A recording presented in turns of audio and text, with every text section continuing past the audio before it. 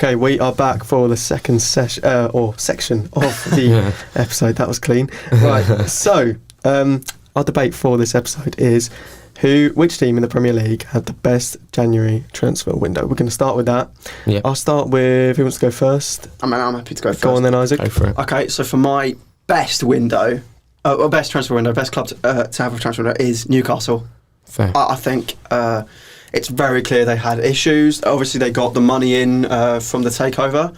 Whether you agree with it or not, it's there now, and they've really used their first window wisely. I mean, Kieran Trippier for 15 million from Atletico Madrid, high-profile signing, definitely massively improves them at right back over Manquillo, and I think it's a quality signing. And he is a Premier League proven player, obviously performing at Tottenham. He's an full England international. It's a really good signing.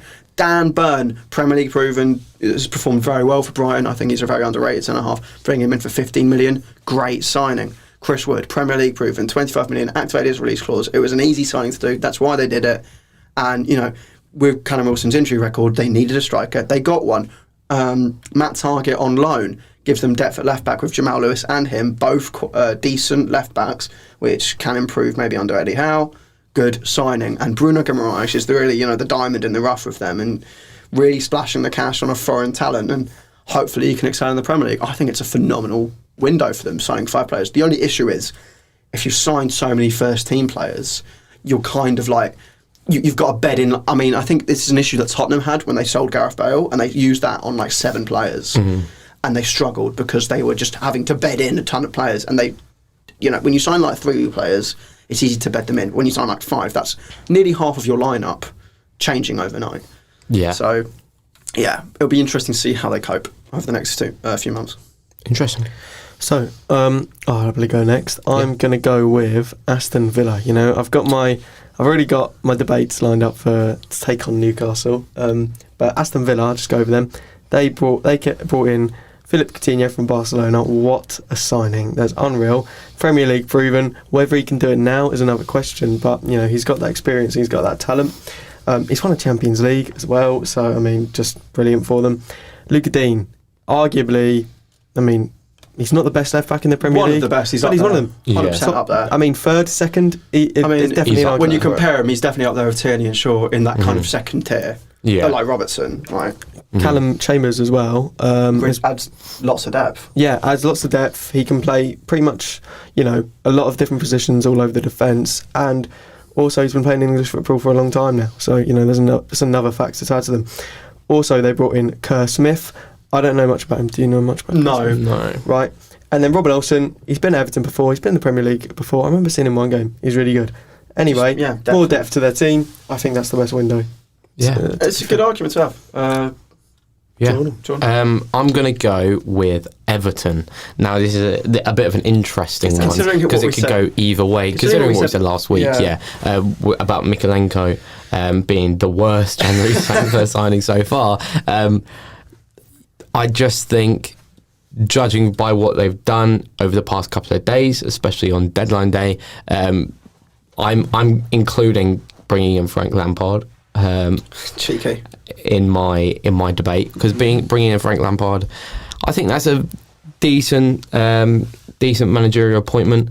I think there is a bit of an element of, shall we just get him because he was a good player, but no, I think he showed his ability at Chelsea. At the end of the day, he did get them top 4 in his first season without a transfer window. Yeah, of course, but I'm going to include Frank Lampard. Donny van der Beek, brilliant. Absolutely superb signing for them. Getting him in on loan till the end of the season, brilliant, especially to give him game time. Dele Alli, the one that's quite questionable in terms of price. 40 million is a lot, but if you can get the best out of Dele Alli, which not many managers have been able to do, if Frank Lampard can get the best out of Dele Alli, and we see that 2017 Dele Alli all over again, Everton are going to be a scary prospect in midfield, I think. So that, I think, is a massive signing. And I feel like he could prove that he's worth the price as long as he puts his head down and works hard. That's just a question of whether Dele Alli will do that. And then Nathan Patterson, I spoke about Nathan Patterson on the podcast already. Brilliant signing, I think, especially for his career as well. Obviously, we spoke about Mikalenko being the worst. But again, I think if you give it time, could be good. So in terms of that, I think that's a very good window. The only issue being Luca Digne going to Aston Villa. Yeah. I agree. So we've had Aston Villa, Everton and Newcastle. Whose was the best? I'm going to go straight away and say Everton is out for me. I'm putting the sale of Luca Digne is so massive, and we said last week, El Ghazi and Victor Makalenko were two of our nominations for worst signing. Yeah. So I think that automatically knocks Everton out. Also, when you think about it, last week we were looking at their window, right? So last week they hadn't got Lampard, Van der Beek or Ali. We're looking at their window and going, oh no, that's a shocker. Digne's gone. El Ghazi's come in and Vitaly Makalenko has come in, and we're thinking no. That really downgrades them. Frank Lampard, fair enough, that's decent. I think Donny van der Beek and Dele Alli are also decent. But do you think, looking at just the players alone, do you think the addition of Dele Alli and Donny van der Beek, do you think that, just them two players, makes that window the best in the league? No. Probably not, however. It is a case of we're all in a situation where I think our two teams especially in the battle for trying to stay up, and I think improving on the midfield battle and the improvements they made in midfield really boost Everton up in terms of that. Signing Donny van der Beek especially I think is amazing, and Dele Alli, we can't forget that he is and has shown and proven that he is a decent player. It just has gone downhill a little bit. It's just down to Frank Lampard trying to do what he did with Mason Mount again, pretty much. 40 million as well. Imagine Frank Lampard can get Dele Alli back on the form he was a couple of years ago. Well, then Everton will climb up the table really quickly if he does that. Exactly. Do you think, and if Frank Lampard can do that. But the thing is, it's not, for me, it's not the best window, because last week we were probably going to say it's the worst. And the fact they've had a good deadline day. And I'd argue that just brings it back to okay. Because they've lost Luca Digne and they made a couple of good signings. I mean, I was going to say that I am happy to concede. Yes. So I think we should just say that. I was trying to order it a little bit, let's just move on. Trying to argue it a little bit, but I'll concede, but purely because I think Newcastle and Villa are very, very good. It was a good argument. I mean, the question is now, who do you side with? Me or Ashley? Who do you think had a better window? Well, Ashley said he had a debate against Newcastle being the best. Yeah, and I'm going to have to try and remember that right now. So your notes aren't going to save you now. No, they will. Aston Villa is better than Newcastle. I think Newcastle came into the window with a lot of hopes of signing much better players than they did. They wanted Diego Carlos, the centre-back. They also wanted Jesse Lingard. Okay, I could name more, but I can't think of them right now. But regardless, I think they had high hopes for this window. Obviously, looking at where they are right now, they did have an extraordinary window. Okay, the players that they brought in, they're good enough for now, and it could be the difference in making them stay up. However, I just don't think the players that they brought in beats the quality of the players Aston Villa's brought in. I do understand though, they're in different situations, so the impact that the players Newcastle brought in might be a lot bigger than what happens to Aston Villa. Yeah. So but regardless, I think Coutinho's won the Champions League. Digne, I've already spoken about it, but terrific left back, and Chambers is going to add brilliant depth, and I think that's better than the players that Newcastle brought in. Do you have an argument against Villa? In terms of the quality you're talking about, I mean, with Coutinho, he's added in a position where it's pretty much the Grealish hole which they've got, isn't it? Where they kind of need three creative players to fill in that whole gap of Grealish. And I mean, Digne, that fills in. Obviously, they probably planned to get rid of Target. Obviously, coming to Newcastle. But like you said, I think it's just down to the context of where these clubs are at. Villa. They started the season with a window trying to get themselves into where West Ham are. They failed to do that, and they're just trying to just sign more and get back into that kind of position where they probably want to be. But with Newcastle, they've had to just sign as much as possible. I mean, you said they were going for Carlos, but look, they're a club that were realistic. They realised Carlos was going to be difficult, pulled out. Right, Dan Burton, Premier League. I think the fact that a lot of their signings are Premier League proven is good, because they've realised what they need to stay in the league, and I think they've got the signings which will keep them in the league. Yeah. And Bruno Guimaraes, they've got signings which will keep them in the league, all the English, all the Premier League proven, and then they've also got Bruno Guimaraes, who really adds something different. And I think that's a really good transfer window. I do like Newcastle's, and it is getting harder to try and argue against it. I Well, would say, Let's just leave it to Jordan then. I would just say, I think Chris Wood wasn't needed, and I think they could have gone with someone better. I know the striker market's a bit slim at the moment. I think the striker market is just a bit tough, and they've had to look and go, right, there's a release clause there. Fair enough. I'm going to stand on it with Aston Villa, but I'm happy wherever this goes. This is tough. As long as it wasn't Everton, to be honest. I'm happy. I think you both make perfectly good arguments. I want to go into one of your arguments. You said about Premier League proven. Villa Premier League proven as well, to be fair. One of their players, Philippe Coutinho, it's been 5 years. Still Premier League proven. Trippier's had time out. Yeah. He's 2 years. And also he still plays in the England national team, which is pretty similar to the way Premier League teams play. But Coutinho, Luca Digne, definitely. Luca Digne 100%. But Coutinho, In some ways, his career has faltered over the recent years. In some ways, despite not playing much for Arsenal, Callum Chambers is also... Callum Chambers is a very good... Premier League proven. But, I mean, he doesn't slot right back into their team, does he? He's a depth signing.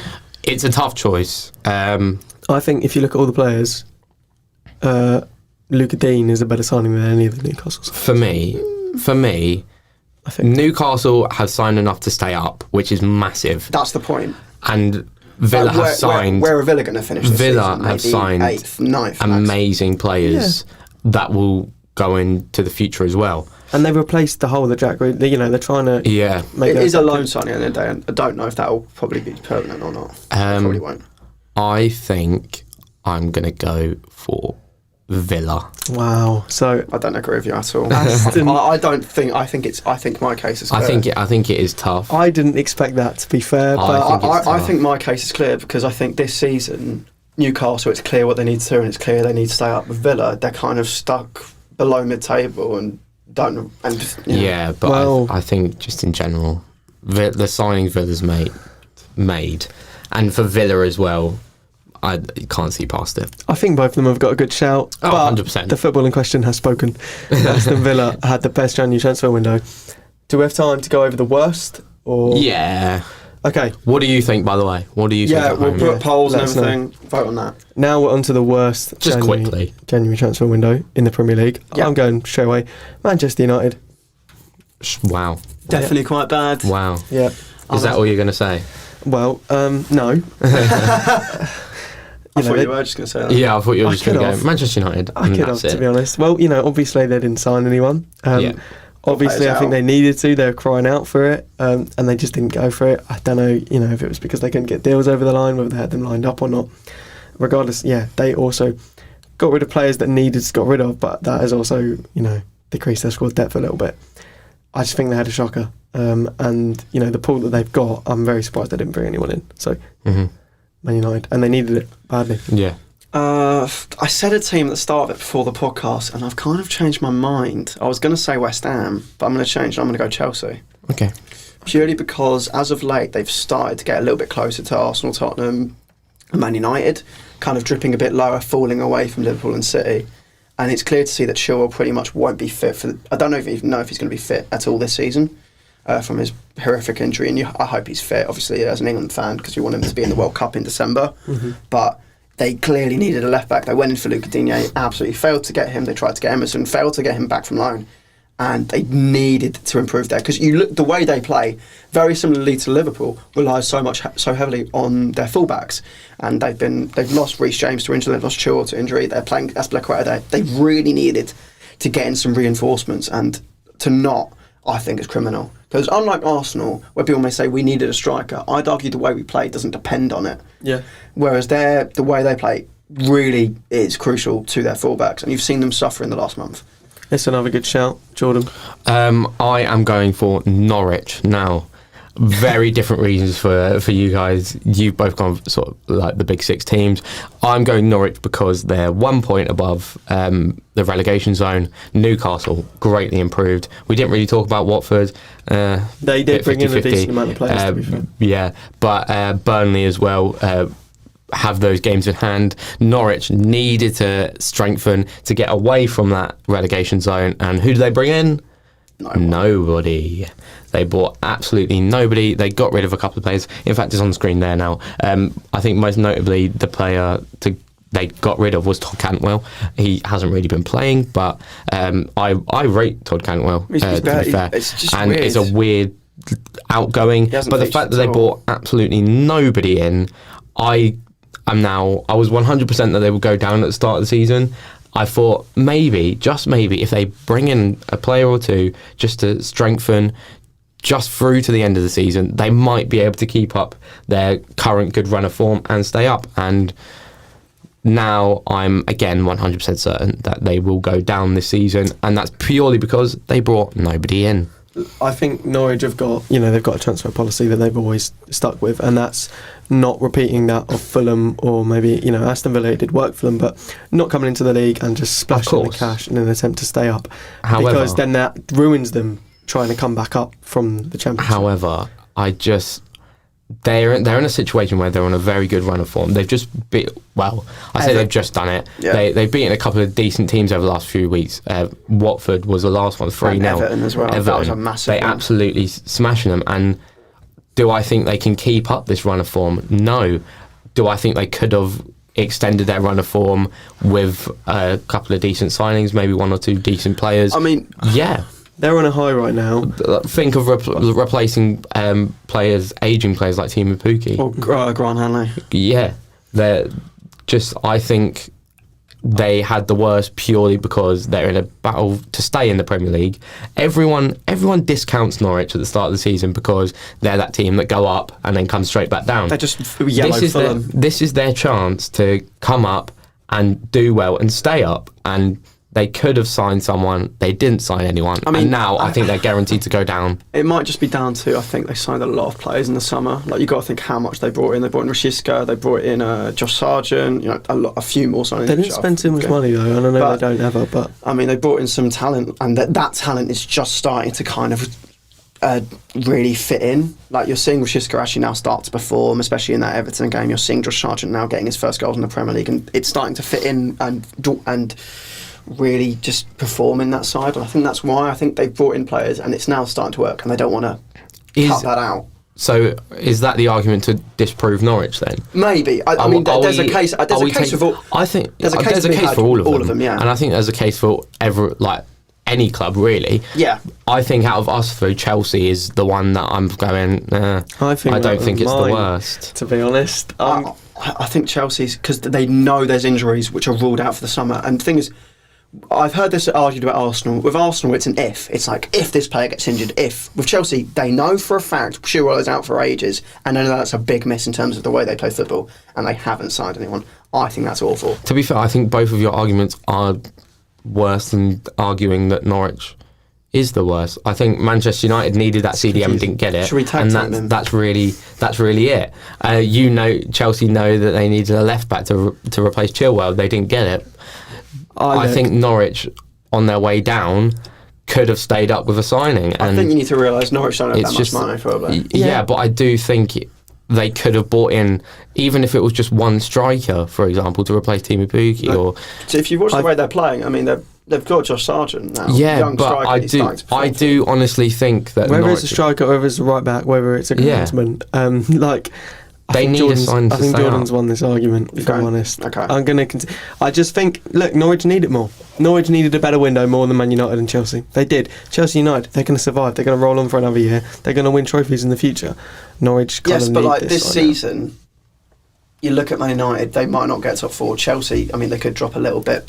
Chelsea could potentially drop to fifth. But if it Norwich doesn't go well for them. If Norwich go down, I can see them come back up again, but I don't think they want to risk that. They want to be able to stay in the Premier League. They want to be able to secure those funds for next year. So, for me, my vote goes to Norwich. Okay, fine. Norwich wins. Norwich, yeah. Yeah, so the worst... It's my episode, Isaac.